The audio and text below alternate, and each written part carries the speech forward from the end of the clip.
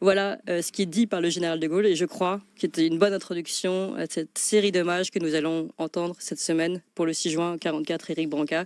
Est-ce que vous pouvez nous expliquer chacune de ces informations que nous donne ici le général de Gaulle? Bien sûr, et puis je vais même en donner une autre que de Gaulle oublie de donner, mais c'est normal parce que pour lui c'était évident, pour Perfide c'était évident, mais en 2024 ça n'est plus évident pour personne. Que signifie overlord en anglais? Oui. Overlord signifie suzerain. Quand vous avez compris ça, vous comprenez tout. C'était certes des libérateurs, c'était certes des gens qui venaient nous aider à chasser les Allemands, qui ont sacrifié des milliers de GI, c'est incontestable, personne ne le nie, et surtout pas de Gaulle, qui a toujours pris soin de leur rendre hommage, mais ils venaient en suzerain. Et tout découle de là. Il parle de l'Amgot. Qu'est-ce qu'était l'Amgot? Oui, L'Amgot était, en anglais, je vais le dire en français, l'administration militaire des territoires occupés. Territoires occupés. Curieux adjectif pour des territoires amis, occupés. Vous sauvez, puisque c'est censé être l'histoire. Hein. Nous avons été sauvés par les Américains ce jour-là. Nous étions promis à devenir des territoires occupés. Et là, De Gaulle fait allusion au commissaire de la République. C'est absolument fondamental, parce que tout se joue dans la première semaine qui suit le débarquement, qui suit l'opération Suzerain. Appelons-la comme ça, c'est plus simple, c'est mieux qu'Overlord. Dans la semaine qui suit l'opération Suzerain, les Américains arrivent avec une administration militaire prête à se substituer au préfet de Vichy, avec une monnaie de singe qu'on appelle le billet drapeau et qui est encore moins coté que le marque allemand d'occupation, c'est vous dire. Oui. Et donc il va y avoir une course de vitesse avec le premier commissaire de la République installé à Bayeux qui s'appelle François Coulet, qui est un héros, c'est quelqu'un à qui on doit beaucoup. Ça va se faire à Bayeux parce que c'est symbolique, c'est la première portion de territoire français libéré, mais ça va se faire également partout où les commissaires de la République nommés depuis Londres vont surgir du maquis, vont s'installer dans les préfectures et ils vont déposer les préfets de Vichy et faire en sorte d'arriver avant les administrateurs américains. Donc c'était une opération d'occupation, certes pacifique, certes bienveillante par rapport à l'occupation précédente, mais une occupation, comme le dit le titre, Amgot. Donc, intéressant tout de suite, on voit une occupation. Alors, vous dites, en fait, vous faites l'indistinction, ce n'est pas une occupation militaire, mais tout de même, quels étaient les intérêts des Américains à s'installer ici, à prendre cette place? Si, c'est tout de même militaire, puisque c'était des administrateurs militaires qui étaient formés à Londres dans des écoles spéciales, qui avaient ouvert fin 43, et qui c'était des officiers qui devaient gérer la France en direct, par-dessus les préfets. Il n'y avait même plus de préfets. Il n'y avait même plus de préfets, on ne sait même pas ce qu'ils voulaient faire les préfets de Vichy, puisque tout ça est resté dans la virtualité. Et donc, leur intérêt, c'était évidemment, ça n'était pas une occupation définitive, mais c'était comme en Italie, quelque chose de provisoire qui leur permettait d'installer un pouvoir à leurs mains. C'était ça l'idée. C'est ce qui s'est passé en Italie. Et en France... Comme une colonie, finalement.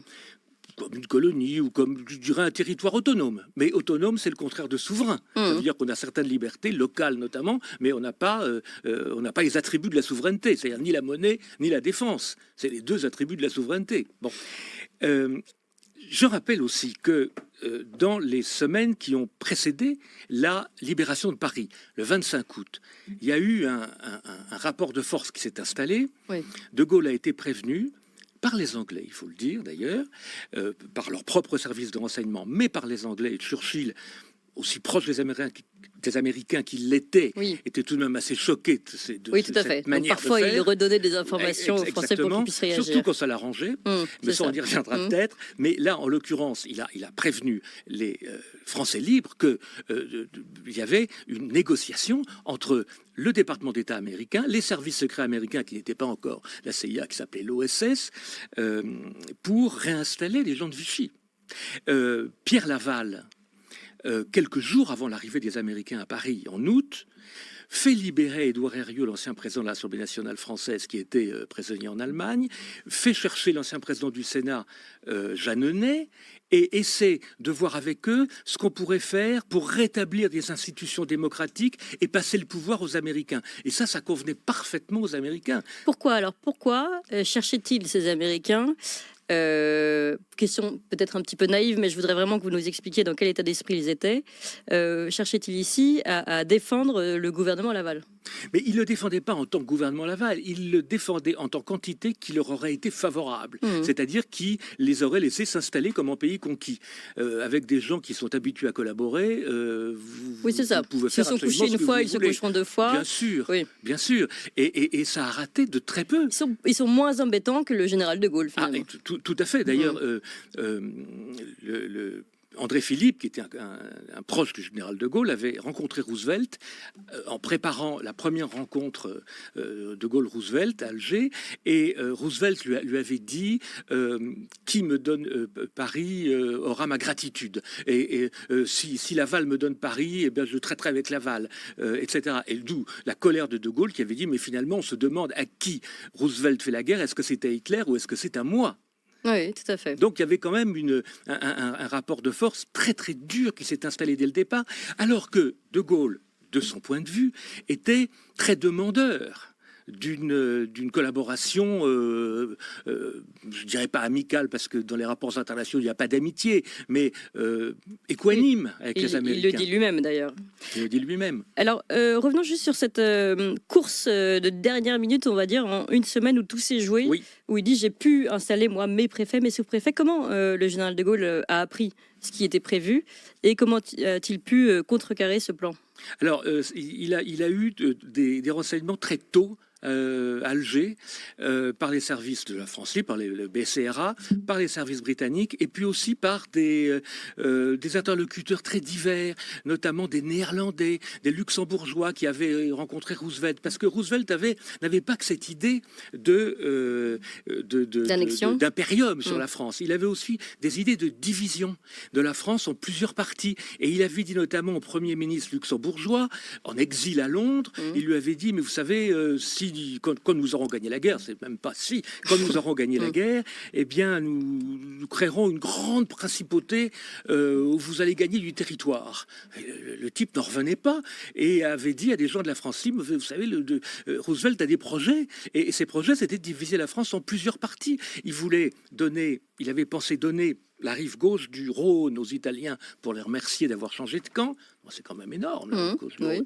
Il avait prévu de donner de créer une entité belgo-néerlando-luxembourgeoise, et il avait prévu aussi de démilitariser la Ruhr et une partie de la Lorraine.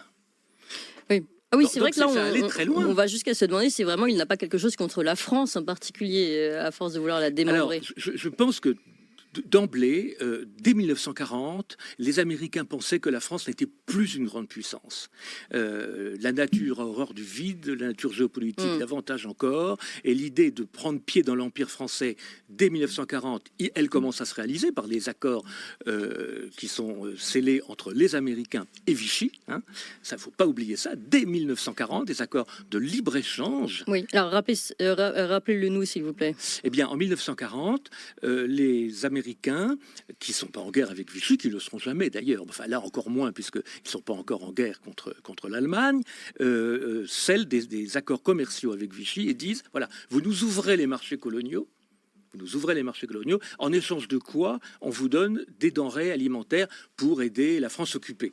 Et ça marche d'ailleurs très bien, ça permet à beaucoup de denrées américaines d'arriver en Afrique du Nord, de là à gagner la France.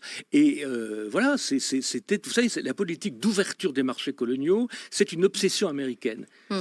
C'est une obsession anglo-saxonne. Oui, mais si je tire la ficelle, on se rend bien compte ici que les Américains collaborent avec Vichy, qui collabore avec l'État nazi, ça quand même, enfin que la puissance nazie, ça pose quand même des questions aussi sur la cohérence des Américains depuis le début dans ce conflit.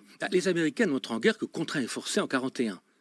Vous avez jusqu'en 41 des rapports extrêmement étroits, non pas entre les deux gouvernements, parce que Roosevelt était très anti-hitlérien, ça on ne peut pas lui reprocher l'inverse, mais il était les grandes compagnies américaines et allemandes étaient très intégrées très intégrée. J'expliquais ça dans un autre livre qui s'appelle L'Aigle et le Léopard, où je parle justement des Anglo-Saxons et des Américains. Et jusqu'en 41, il y a eu vraiment une intégration très, très, très étroite des économies. Et la France était vraiment une quantité négligeable. Quantité négligeable. Et puis la priorité, c'était de prendre pied dans l'Empire français. Et Vichy a donné carrément l'Empire français aux Américains à ce moment-là. Vichy a vraiment tout donné, en fait. Tout donné à tout le monde. Oui,